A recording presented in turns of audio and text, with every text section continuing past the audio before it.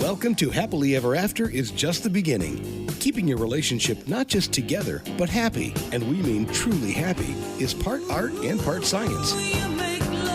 You've come to the right place. Here's your host, Leslie Dories. For many people, the holidays are not the most wonderful time of the year. The stress that comes from trying to make everything perfect can serve as a magnifying glass for everything that isn't.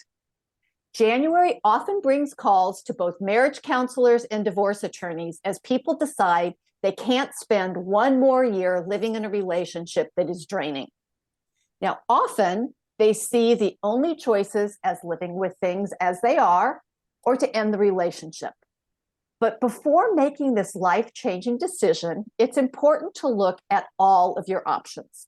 And to help you in this process, I'm joined by accredited and child-inclusive family mediator, Louisa Whitney. So Louisa, thank you for being on the show and talking about we're heading into this time of year where like people are hanging on by their fingernails. So thank you for coming on and talking to me today. No, I'm very happy to be here. Thank you. So let's start, if we can, with an explanation of exactly what a child-inclusive family mediator is. So what do you do? What is that? Okay, so I suppose to understand what child-inclusive family mediation is, you kind of have to understand what family mediation is as well. So my role is that when a couple makes a decision to separate, I help them work out, well, what does this mean? What happens next? They might have to make arrangements for their children. They will probably have financial issues to sort out. Who's going to live where? How are they going to make ends meet? How much time will kids spend with mum and with dad? All of that kind of thing. Okay. Child-inclusive mediation is where children are given a voice. So they are able to speak to the family mediator that's working with their parents, and they can offload stuff, a safe space where they're not going to upset mum, they're not going to upset dad, and they can just say what they feel. Often adults worry about adult issues and children worry about children issues. So it's a way of ensuring their voice is heard and maybe amplified a bit to their parents so that the parents can take that into account in whatever arrangements they're making. Whoa, there's a part of me that's like, yes.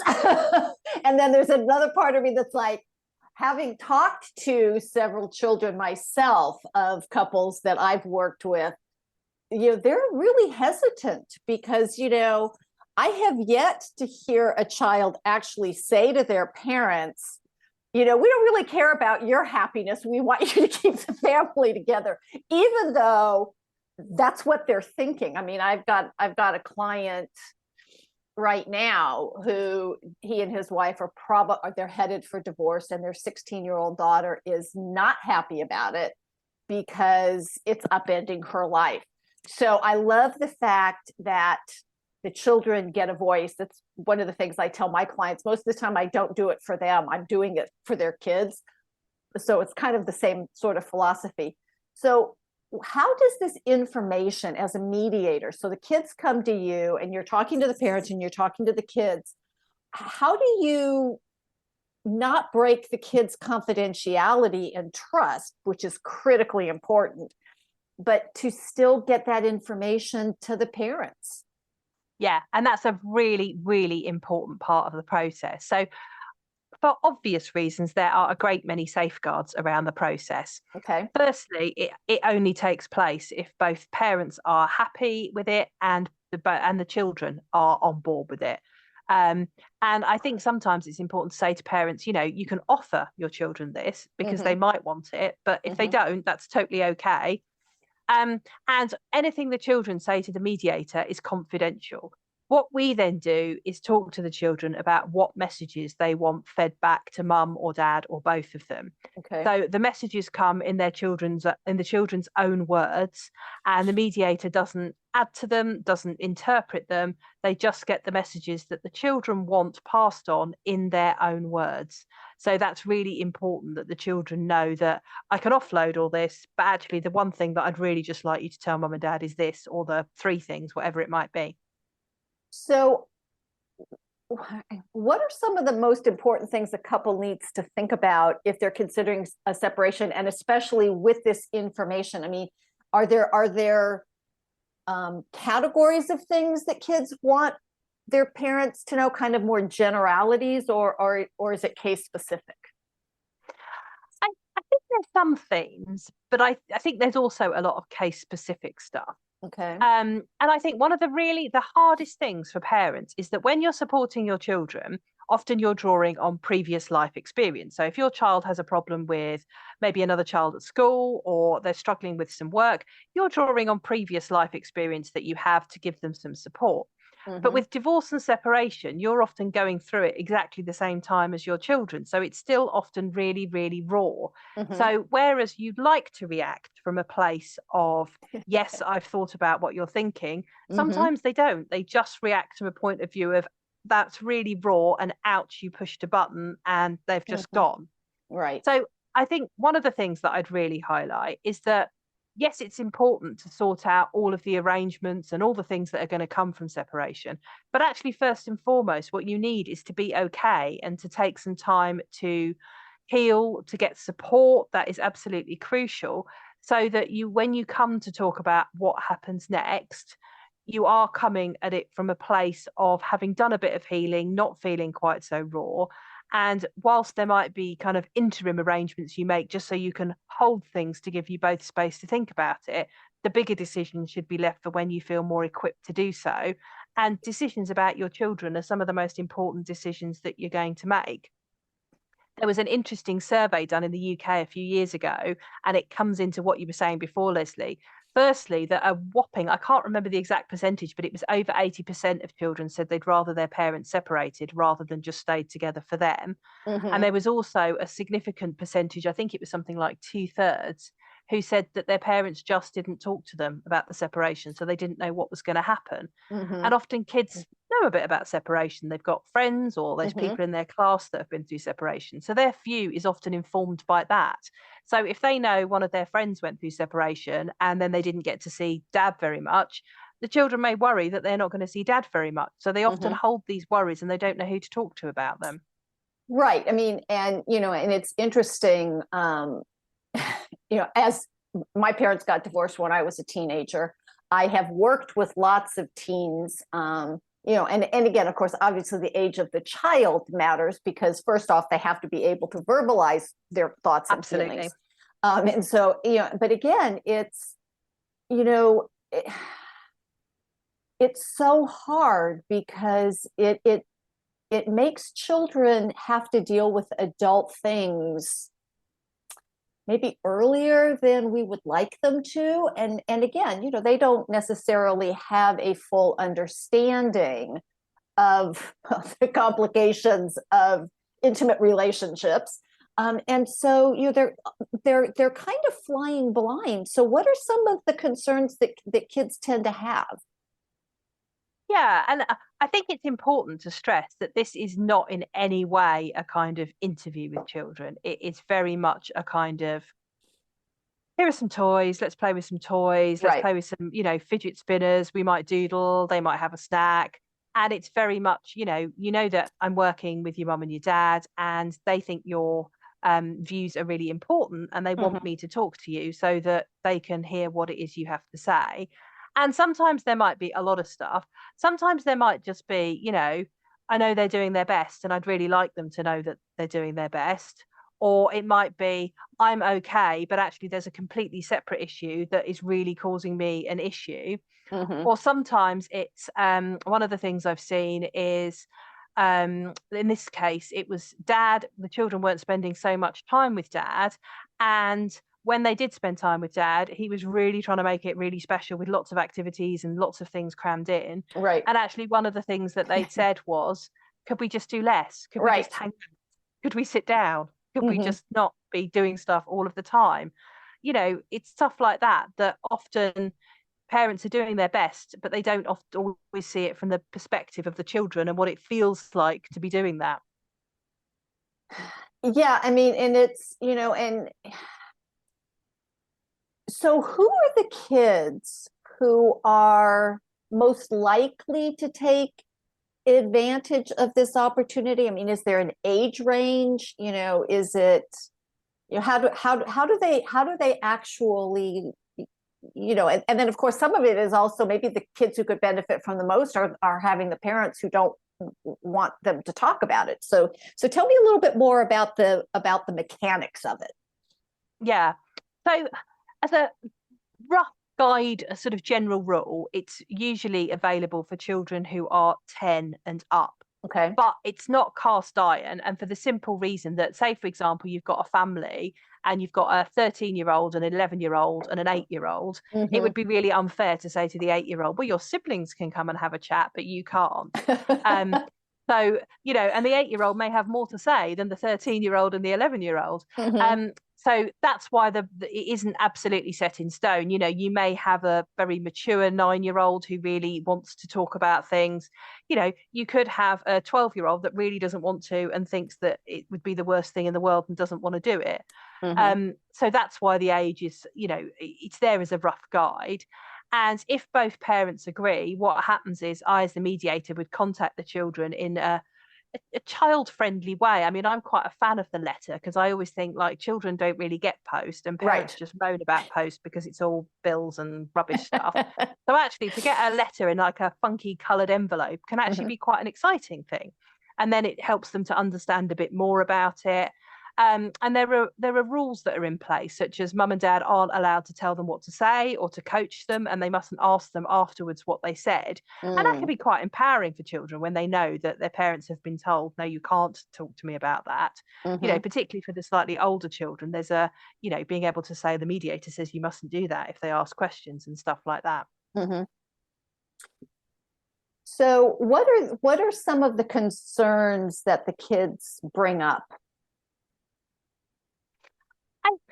I don't think it's characterized so much as concerns. Okay. I think adults tend to look at things from a very adult perspective. So adults often get really hung up on, well, I think I should have another night with the children in the week and it should be 3 nights in the week and not 2 nights in the week and things like that. Whereas children often worry about, okay, well, but if I'm not with dad, will I still be able to do that thing with dad that we always do that I quite enjoy? Or things like, if I forget my PE kit and I've got PE at school, am I going to get a detention? Or if I don't have a hairbrush at one parent's house and my hair looks really awful, are my friends going to tease me? Often practical steps like that. Sometimes there are the more serious stuff, the kind of, well, I really wish that they would stop being mean to each other and stop being degrading each other. But there's also things I think that can come out of the blue. I always remember on my training, there was a case where a boy had stopped going to see mum and their parents were, falling out over it because they thought one parent was influencing the children and the other parent said that wasn't the case. And actually what it turned out was that this child was sleeping in a room where there was an elderly family pet, and he was worried that he was responsible for this pet who'd gone a bit sort of had some kind of older age issues, and he was really concerned that if something happened while he was there, that was going to be his responsibility. And nobody could have predicted that would be the thing that was being worried about, but they hadn't been able to share that anywhere else. Yeah, I mean, and it is truly interesting because it can be very difficult to remember what it was like to be 8, 10, 12. I mean, we can't unknow what we know. And so it's very easy to project our own stuff onto the kids when you're actually talking about, this is just highly practical and what does this look like?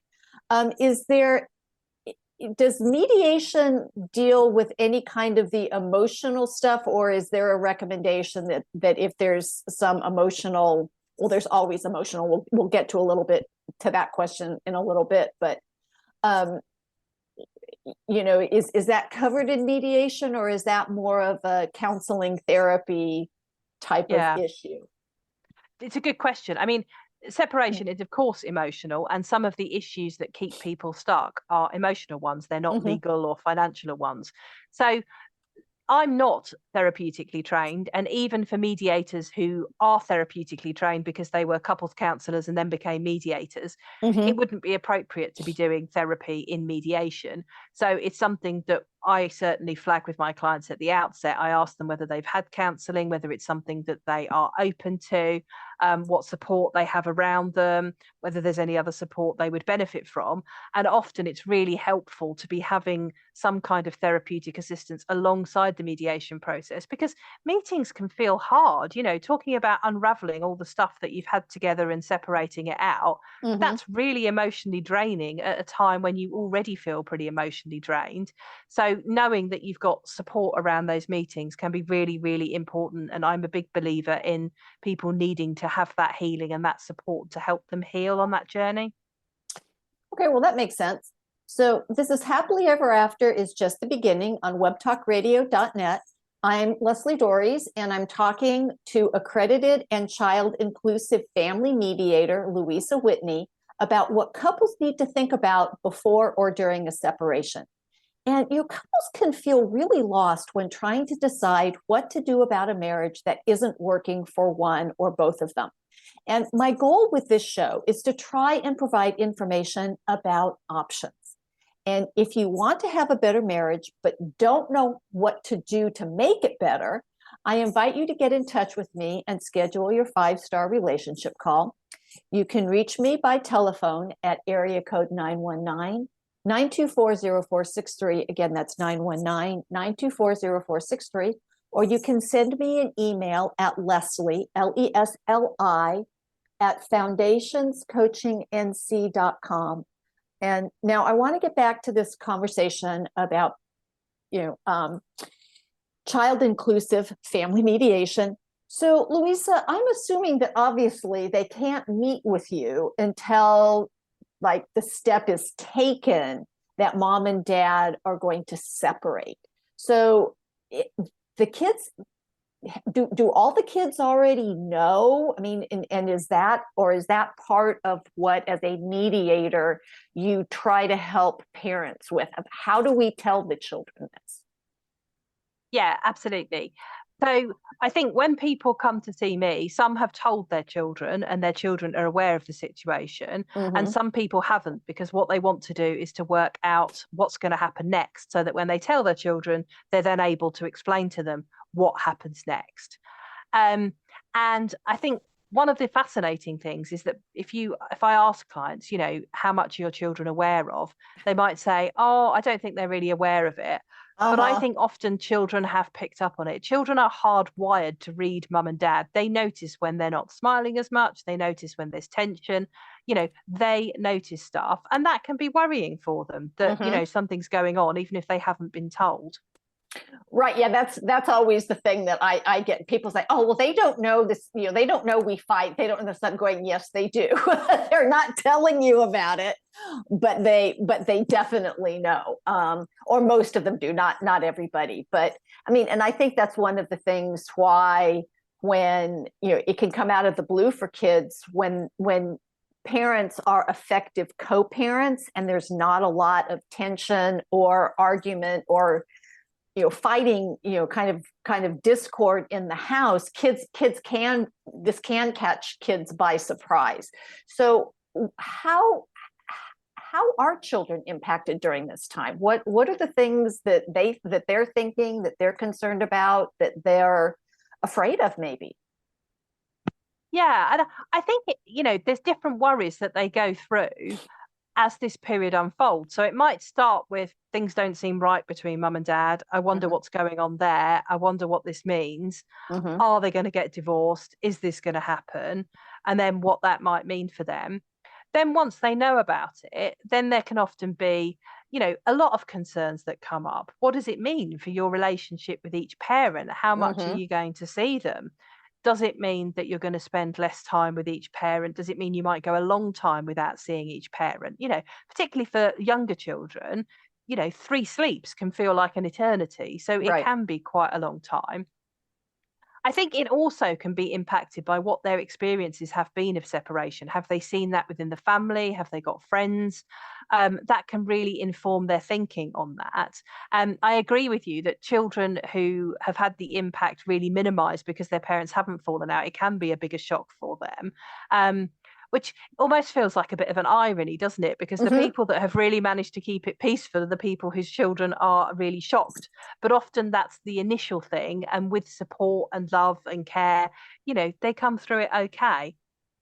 Well, I mean, you said something which, I always, because I generally work with the parents, not so much with the kids, but this idea and this idea of a separation automatically means I'm not going to see either my children or both my parents every day. I mean, by definition, that's what it means. And I mean, it's interesting because I've brought up the concept of nesting, which is where the kids stay in one place and the parents move in and Yep. out.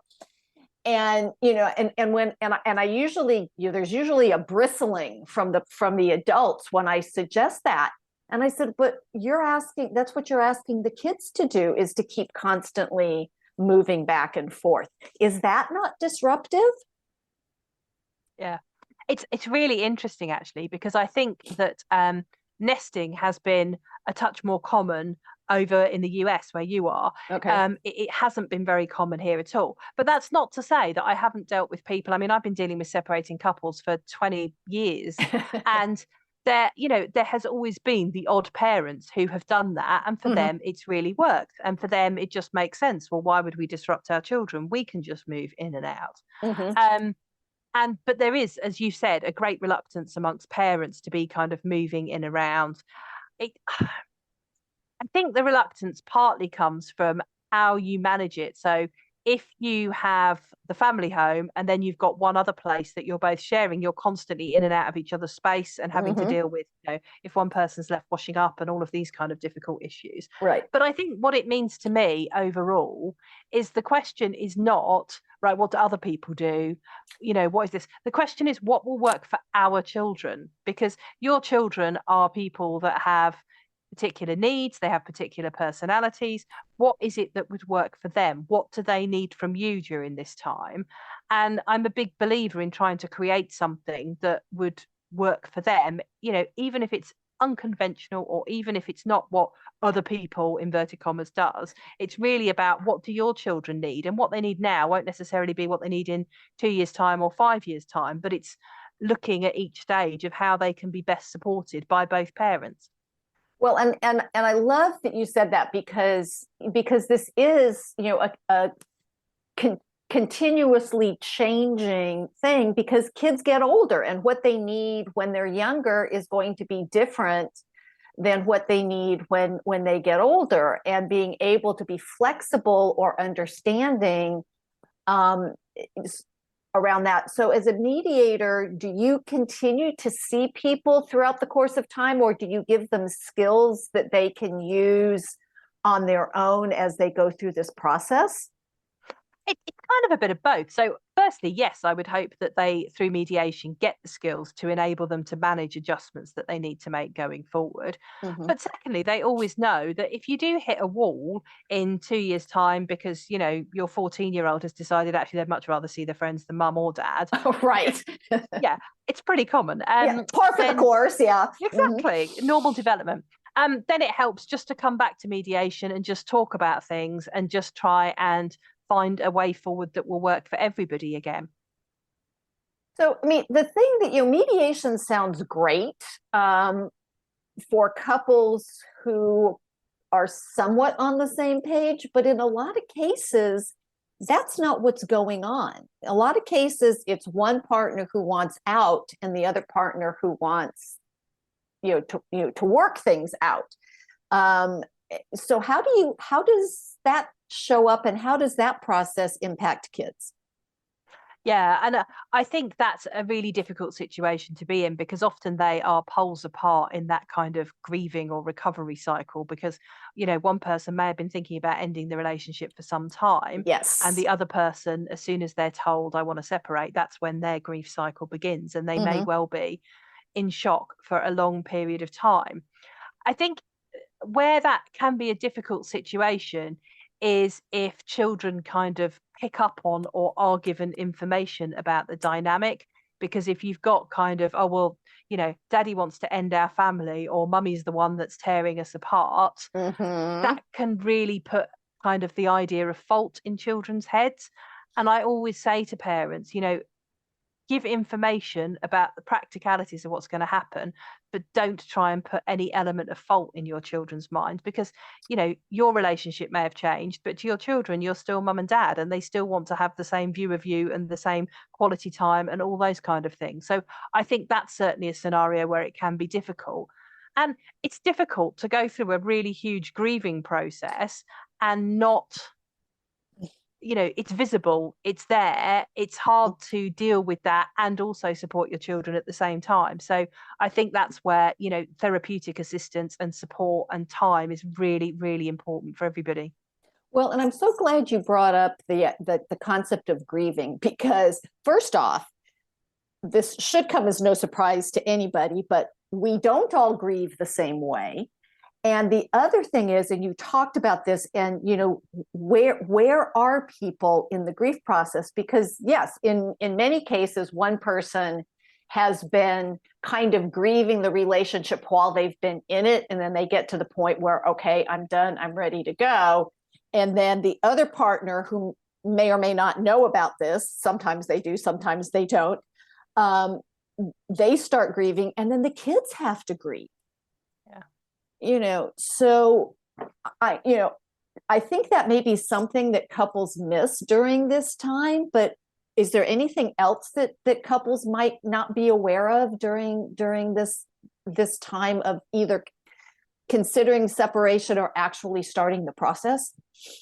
Yeah, I think that's really crucial to highlight, that children go through a grief process as well, because often the focus is just on the separating couples grief. Mm-hmm. I think one of the things that I'd highlight is that, firstly, I think it's really important for children to have a safe space to talk that's away from mum and dad. Mm-hmm. So that might be someone in their school, it might be a therapist that they can talk to.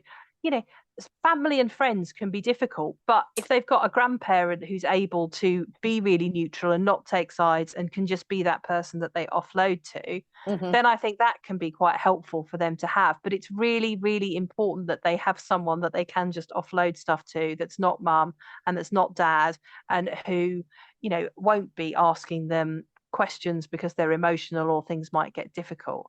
So I think that's really, really important to kind of bear in mind. Mm-hmm. And the fact that sometimes we get things wrong when we're emotional, and we say things or we do things. And it's always a good bit of modeling to say to your children, hands up, I was upset then, I got something wrong. Mm-hmm. I think we need to do things differently going forward. Well, yeah, any time that an adult can own something and then apologize to the child, it's it's like, oh, great, because that is a wonderful modeling experience. And and I think that is one of the biggest challenges when it's not a mutual decision to end the relationship, that being able to manage our own emotions and not putting things on the kids. I always, when I'm working with couples, I said, take the high road. I said, don't say anything negative about your partner. Please don't roll your eyes, slam the phone, whatever it is, because children pick up on this, Yeah. and it's so critical, because that is your child's other parent. Completely. And I think it's really important to think about the subtleties, because often people kind of say, well, I'm not saying anything negative about the other person. But actually, as you say, if you roll your eyes or you slightly grimace, Mm-hmm. when the other person says something, kids pick up on that. Right. They're smart. they're hardwired, they know, and they're half mum and half dad. And if mum and dad now hate each other, or dad's upset mum, or the other way around, there's that kind of internal conflict of what does this mean for me? So I definitely think that's something that people need to be alive to.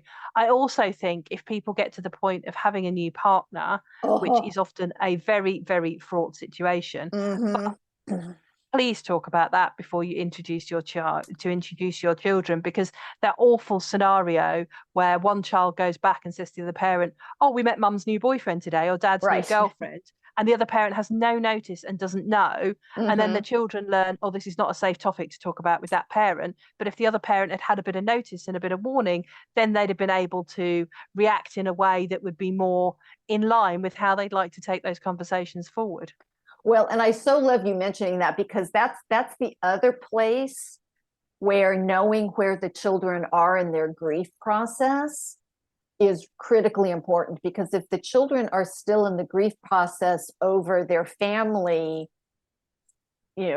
splitting up, and then you introduce this new person and you're all excited about it because, of course, new love and all this other stuff, that I try to tell people, please don't do that.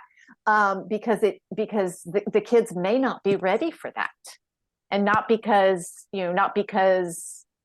of anything about the divorce, but it's like it's again yet another stage of this process. Yeah, and they may still be secretly hoping mum and dad get back together again, and if one of them's got a new partner, that's like a grief process in itself again, because of the fact that they realize actually that's not happening. Well, I mean, and so I guess one of the things that I'm assuming that you do, because it's family-centered and child-centered, is helping parents to see, like, behind all the corners, behind all the curtains, things that might not immediately come into their own way of thinking, because they're dealing with themselves, they're dealing with the partner, and if the kids aren't acting up, then they're just, it's like, okay, the kids are okay, without anybody actually asking them. And so it sounds as if one of the benefits of this process is to actually get some help in seeing all of the moving parts of this. So am I accurate about that? Yeah, absolutely. It is about kind of gently asking questions about, okay, so you've got this view that things would work a certain way. How would that feel for your children? What would they like about that? What might be, and kind of unwrapping it a little bit to look at it. One of my particular bugbears is parents of teenagers who say, oh yeah, well, they're not talking, but they're a teenager, so they wouldn't. And it's like a whole swathe of behavior is just written off to teenagers, and all these teenagers could really just desperately do with talking to someone, but no one talks to them because they can't start the conversation because they're teenagers. Right. Well, I mean, and the other thing about teenagers is, I mean, I once had two teenagers, 16 and 14, court ordered to me about their custody arrangement. I wanted to talk to the judge going, do you have teenagers? It's kind of like, this is the last group you want to be enforcing some, I don't want to call it arbitrary, but, this is you dealing with teenagers. I know a lot of people do this. They think, oh, we'll wait until the kids are older, everything will be great. It's like, yeah, not necessarily. They come with their own set of challenges. But it is important, I think, to what you're saying, to allow, everybody who's impacted by this to have a voice, even if it doesn't necessarily change the overall outcome. At least it might change the specifics of it, is what I'm hearing. Yeah, absolutely. And it, even if it doesn't change practical realities, it may change their experience of it. Right. Because they feel heard, they feel seen, they feel acknowledged. And a lot of times nobody even asks kids, how you doing with this?